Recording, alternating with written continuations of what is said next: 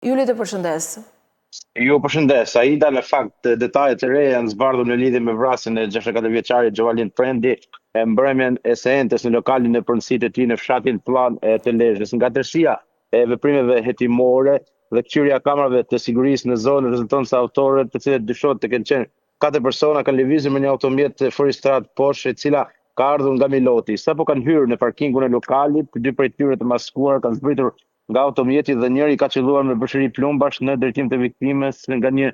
distancë afër, duke shkaktuar vdekjen e menjëhershme. Pas ngjarjes, makina është larguar sërish përgjatë orës së matit në drejtim të Milotit, nga ku dhe autorët kanë humbur gjurmët. Ndërkohë, në momentin e ngjarjes, brenda lokalit ka patur dhe personat e tjerë të cilët kanë shpërtuar për mrekulli pa marrë lëndime. Burime nga policia e Lezhës bëjnë me dije se janë shoqëruar dhe marrë pyetje mbi 10 persona, por deklarimet e tyre nuk kanë ndihmuar grupin hetimor për identifikimin e autorëve dhe zbardhjen e kësaj ngjarje të rëndë. Duhet theksuar fakti se viktima Gjovalin Prendi rezulton të jetë babai i Ruan Brahimit, apo i njohur ndryshe dhe me emrin Sidorel Prendi, i cili u vra në një atentat mafioz në kryeqytetin grek Athin në muajin e majit të vitit 2023, ndërsa pjesa kryesore e hetimeve për të dyja ngjarjet, si ngjarjen e ndodhur mbrëmjen e djeshme në fshatin Plan të Lezhës, ashtu edhe për atentatin mafioz në Athin, është ajo e hasmarrjes, pasi dyshohet se djali i Gjovalin Prendit të jetë përfshirë në disa ngjarje kriminale çka mund të ketë quar pikërisht edhe në këto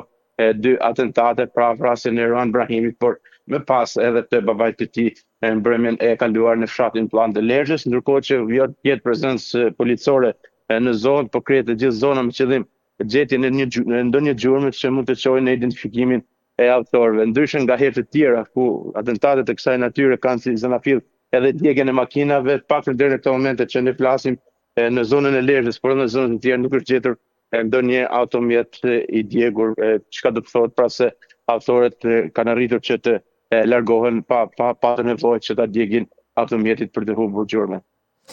Ndërkohë, ruesh viktima për shkak të këtyre historive të sagës hakmarrjes, si ka qenë pra situata pas ekzekutimit të birit? Në fakt i kishte kufizuar lëvizjet, pak nga informacionet që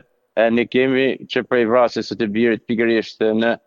Athin, në kryeqytetin grek në maj të vitit 2023, por nga ana tjetër lokalin e pronësitë të tij kishte qenë edhe një herë tjetër objekti i sulmit, ku qellua me zjarri gjatë natës. Në ato momente nuk ka patur persona brenda dhe nuk pati persona të lënduar, bëhet fjalë për një ngjarje të ndodhur diku 3 vite më parë, ku shënjeste ishte lokalin e pronësitë të familjes Prendi, i cili ndodhur vetëm 1 kilometër larg vendesës së tyre në anë të rrugës nacionale Lezhë-Laç, në afërsi të urës së matit, pra pranë fshatit Plan të Lezhës. Gjithsesi, mbrëmjen e kaluar, viktima Gjovalin Prendi ka qenë në ambientet e lokalit, në pronësitë e tij, ku qëndronte shpesh, pasi e menaxhonte vetë këtë biznes të vogël bashkë me familjarë të tjerë, ku është bërë edhe atentati me armë zjarri, siç duket normalisht edhe autorët kanë ndjekur lëvizjet e shëndetësisë së tyre duke vepruar, pra edhe duke kryer ekzekutimin mafioz pa lënë, mund ta themi, gjurmë. Ndërkohë, sa persona janë marrë në pyetje dhe çfarë ndodh pas këtij momenti? A është e rrezikshme situata për t'u pasuar ndoshta me të tjera atentate? Janë shoqëruar mbi 10 persona, por personat që po merren me pyetje vjen që të ketë persona të tjerë që po shoqërohen dhe merren me pyetje në lidhje me atentatin me armë zjarri, janë kryesisht dëshmitarë apo persona të tjerë që mund të kenë dieni, por të paktën deri në këto momente që ne flasim, ata deklarimet e tyre nuk kanë ndihmuar grupin hetimor për të quar dhe zbulimit të autorëve dhe kësaj ngjarje të rëndë. Gjithsesi, veprimet në drejtimin e prokurisë së Lezhës po vijojnë që për momentin kur ka ndodhur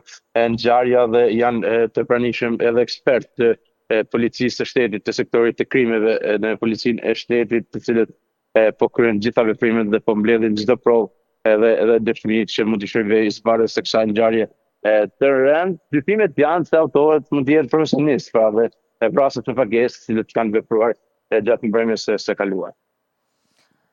E qartë, ka pasiguri sot, ne jemi në një situatë ku presupozohet që strukturat janë në vigjilencë për shkak të zgjedhjeve. Mirë, po krimi po tregon të kundërtë. Beson që nuk ka, dhe po na vërteton që nuk ka një vigjilencë të shtuar. Dhe po ndodh ajo që ne kemi hasur më herët në periudat verore, në periudat e festave, ku krimi sigurisht godet. Ne kemi dhe një ngjarje shumë të rëndë, besoj, e njohur dhe ti në Tiranë. Dhe nuk e di se kush janë arsyet që e lidhin fakt edhe me ngjarjen atje, po janë vetëm informacione paraprake. Dhe shohim që ka atentate, që ka ngjallur një lloj pasigurie. Lezhë sigurisht nuk është një zonë që përjashtohet nga harta e problematikave me ngjarje kriminale. Normalisht nuk është zonë e qetë, sa i përket kësaj natyre të tre rrethet, ose më saktë Lezhë, Kurbini dhe Mirdita kanë qenë problematike sa i përket ngjarjeve kriminale gjatë viteve të fundit. Edhe kjo mbrojtësia e ka tërnditur opinionin publik, duke qenë se tashmë jemi zyrtarisht edhe në fushat elektorale, dhe në këtë mënyrë ka dhe një klim frike dhe pasigurie nga ana e qytetarëve kur dëgjojnë për atentate mafioze të kësaj natyre. Gjithsesi, strukturat e policisë e kanë shtuar vigjilencën gjatë kohëve të fundit në disa zona të qarkut të Lezhës, por normalisht është edhe pa mundur që ti parandalosh ngjarje të kësaj natyre. Ajo është një zonë e cila nuk është shumë e populluar në vendin ku ka ndodhur ngjarja për gjatë aksit të vjetër e Lezhë-Milot, dhe siç duket edhe autorët kanë gjetur edhe momentin e përshtatshëm sapo kishte rënë errësira për të vepruar dhe për të larguar pa lënë gjuhën, pra dhe